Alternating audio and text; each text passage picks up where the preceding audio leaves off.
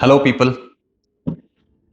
आज का जो वीडियो है आपके 11th क्लास का जो पहला टॉपिक है यूनिट्स एंड डायमेंशंस, जिसको जनरली लोग हल्के में ले लेते हैं। आज ये एग्जाम्पल एक ऐसा करेंगे हम जिसमें आपको यूनिट्स एंड डायमेंशंस की पावर का पता चलेगा। इस चैप्टर के बारे में वैसे मैं एक बात बताऊं आपको, चाहे मेंस एडवांस नीट कोई भी एग्जाम हो, यूनिट्स एंड डायमेंशन से एक क्वेश्चन आना 100% तय होता है।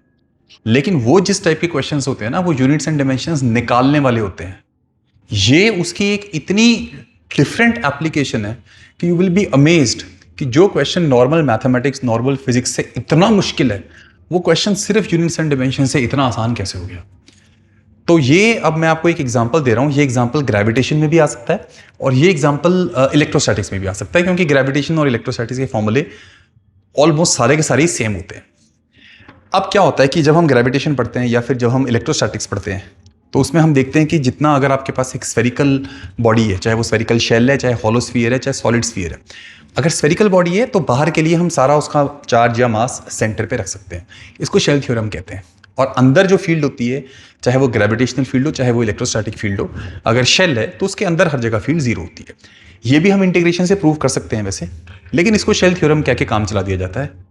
लेकिन अगर कभी हमारे सामने लेट्स से एक क्यूब आ जाए और आपको ये बोला जाए कि भैया एक क्यूब है ये, अब इस क्यूब का मास m है, साइड a है, इसका पोटेंशियल निकाल लो, इसकी फील्ड निकाल लो, भाई नानी याद आ जाएगी, बहुत मुश्किल है। तो मान लीजिए अगर ऐसा क्वेश्चन आ गया, लेकिन उसने क्या किया, उसने समझदारी करी, चालाकी करी। उसने बोला कि भाई आप ये मत निकालो कि सेंटर का पोटेंशियल कितना है ना। मान लो ग्रेविटेशन का क्वेश्चन कर लेते हैं हम लोग, ताकि 11 12 दोनों के बच्चे इस चीज को समझ पाए। तो मान लो एक क्यूब है, अब इस क्यूब का जो मास है वो कुछ m है, सॉलिड क्यूब है, और साइड इसकी है, सॉलिड क्यूब है, पूरा अंदर से बाहर तक भरा पड़ा है। आपको ये बोला है कि अब ये पूरा अगर सॉलिड क्यूब है तो इसके सेंटर का भी कुछ पोटेंशियल आएगा और इसके कॉर्नर का भी कुछ पोटेंशियल आएगा। आपको निकालना नहीं है, आपको सिर्फ उनको कंपेयर करना है कि अगर सेंटर का पोटेंशियल v है तो वर्टेक्स का कितना होएगा, या अगर वर्टेक्स का पोटेंशियल v है तो सेंटर का कितना होएगा। निकालना नहीं है, कंपेयर करना है। तो वो चीज हम सरप्राइजिंगली यूनिट्स एंड डायमेंशन से कर सकते हैं, लेकिन इस कॉन्सेप्ट को भी ढंग से समझना है ना, धक्का नहीं मारना। मेरे को एक बात बताओ, अगर हम पोटेंशियल की बात करें तो किसी पॉइंट मास का जो पोटेंशियल होता है वो -gm/r होता है। अब g तो यहां ग्रेविटेशनल कांस्टेंट यूनिवर्सल है, माइनस साइन यहां इसलिए क्योंकि हम इंफिनिटी के पोटेंशियल को जीरो मानते हैं। उसके बाद की जो टर्म्स है वो है m/r। अब अगर हम यूनिट्स के पॉइंट ऑफ व्यू से सोचें तो जब भी कभी पोटेंशियल का आंसर आना है, चाहे वो क्यूब है, स्फीयर है, ट्रायंगल है, what ever shape that might be, उसमें एक बात पक्की है, जी तो आना ही आना है, क्योंकि जी तो हर इंटीग्रेशन से बाहर आ जाएगा, कोई भी हो जाए तो जी तो बाहर आना ही आना है। लेकिन जो m/a है या जो m/r है, ये answer -gm/r as it is तो सिर्फ पॉइंट मास के लिए। अगर रिंग के एक्सिस पे निकालते हैं तो यही -gm/√r² + x² हो जाता है, लेकिन उसकी डायमेंशन भी रहती तो r की है ना। तो डायमेंशनली स्पीकिंग जब भी कभी पोटेंशियल का फॉर्मूला आएगा, उसमें ऊपर मास आएगा पक्का, मास की पावर 1, और नीचे डिस्टेंस आएगा, उसकी भी पावर 1 होगी। अब यहां पता है मजेदार चीज क्या है कि अगर मेरे पास एक मान लो क्यूब है, अब क्यूब का सेंटर का पोटेंशियल निकालना है मेरे को, मैंने उसको वीसी बोल दिया। अब क्योंकि क्यूब में साइड ए है तो उसकी तीनों डायमेंशन में ना साइड ए ही है। अब क्योंकि उसके तीनों डायमेंशन में साइड ए है, कोई और वेरिएबल पिक्चर में आ ही नहीं सकता। भाई अगर क्यूबॉइड होता तो उसमें ए बी सी, ये साइड अलग है, ये साइड अलग है और ये साइड अलग है, तो उसमें 3 अलग अलग साइड्स आती। लेकिन क्यूब में तो साइड ही एक है यार। जब साइड ही एक है तो ए तो हमेशा बाहर आना ही आना है। तो इसका मतलब जो भी पोटेंशियल इस क्यूब का सेंटर पे आएगा, मुझे नहीं पता कितना आएगा, लेकिन पक्की बात है उसमें जी मेरे को बाहर दिखेगा 100%, एम भी मेरे को बाहर दिखेगा 100%। और क्योंकि डिस्टेंस में सिर्फ और सिर्फ ए इन्वॉल्व है, कोई बी सी है ही नहीं, पक्की बात है नीचे ए भी दिखाई देगा। फर्क सिर्फ इतना है कि हो सकता है कि ये फैक्टर 1 का ना हो, क्योंकि ये 1 का फैक्टर सिर्फ पॉइंट मास के लिए होता है। तो मैं इसे आगे कुछ कांस्टेंट के मान लेता हूं। ये कांस्टेंट के क्यूब की डायमेंशंस, क्यूब की ज्योमेट्री पे डिपेंड करेगा, जो इंटीग्रेशन से निकलेगा, जिसमें हमारी जान निकल जाएगी। इस पोटेंशियल को मैंने v कह दिया, मान लो इसको हम आंसर 1 कह देते हैं। ये एक क्यूब है। अब आप ऐसे इमेजिन करो, अगर इस क्यूब के सेंटर का पोटेंशियल vc है, मान लो आप ऐसा करो, आपने ऐसे ऐसे 8 क्यूब ले लिए।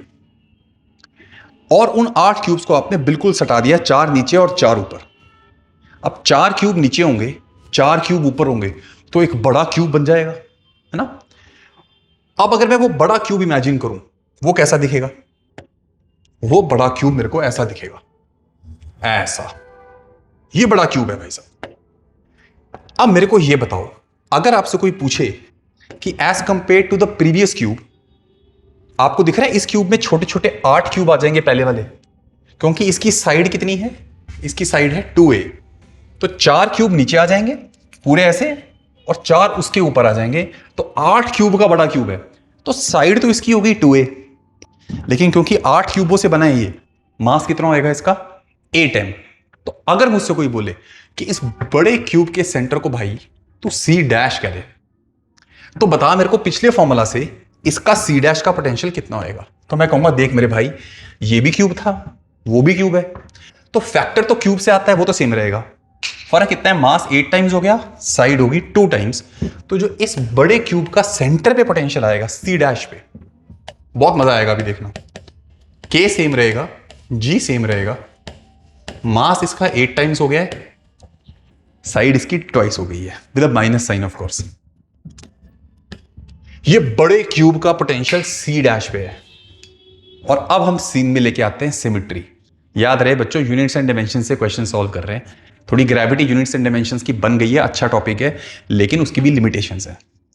क्यूब है तो क्वेश्चन हो जाएगा, क्यूबॉइड में नहीं हो पाएगा। अगर ऐसे ऐसे मैं इस क्यूब को वापस 8 क्यूब्स में इमेजिन कर लूं, तो ये बताओ क्या मैं कह सकता हूं वो 8 क्यूब का कॉर्नर पॉइंट C डैश है? इमेजिन करो ना, 8 क्यूब है और ये उसका सेंटर है, तो जो अंदर के 8 क्यूब इमेजिन करोगे उन सबका ये कॉर्नर है। अब क्योंकि ये 8 क्यूब्स का कॉर्नर है, तो ये बात कहनी सही नहीं है कि उन 8 क्यूब्स के कॉर्नर का पोटेंशियल सेम आएगा। क्यूब के कॉर्नर का पोटेंशियल तो चाहे इधर है सेम ही आएगा, और वो सब मिलके कितना पोटेंशियल दे रहे हैं? इतना। तो अगर मैं आपसे पूछूं कल्ले क्यूब का जो हाफ साइड वाला क्यूब है, A साइड वाला, उसका C डैश पे पोटेंशियल कितना है? Due to 1/8 of this cube. आप कहोगे यार सारा पोटेंशियल जो है वो इतना है और वो 8 की कंट्रीब्यूशन सेम है, तो वो हो जाएगा ये वाला पोटेंशियल डिवाइड बाय 8। इसको डिवाइड बाय 8 करोगे कितना आएगा? Bye 2a। पता क्या निकाला? कॉर्नर का पोटेंशियल निकालना है A साइड वाले का, और इसी A साइड वाले का सेंटर का पोटेंशियल था -kgm/a। और अगर आप यहां पर एक छोटा क्यूब इमेजिन कर लो A साइड का, तो उसके कॉर्नर का पोटेंशियल मैंने कितना निकाल लिया? -kgm/2a। तो यहां से हम कंपेयर करेंगे कि अब अगर मेरे पास एक ऐसा क्यूब आ जाए तो उसके सेंटर पे जो पोटेंशियल आएगा यहां, और जो उसके कॉर्नर पे पोटेंशियल आएगा, सेंटर वाला आंसर था -kgm/a, कॉर्नर वाला क्योंकि इसके आगे पीछे पीछे और फिर ऊपर 4 रख के बड़ा क्यूब बनाया, तो आंसर जो आपने निकाला तो उसमें नीचे 2 का फैक्टर था।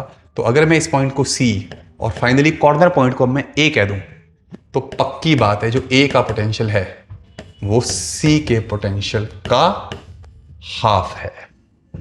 100% यही होगा और कुछ नहीं होगा।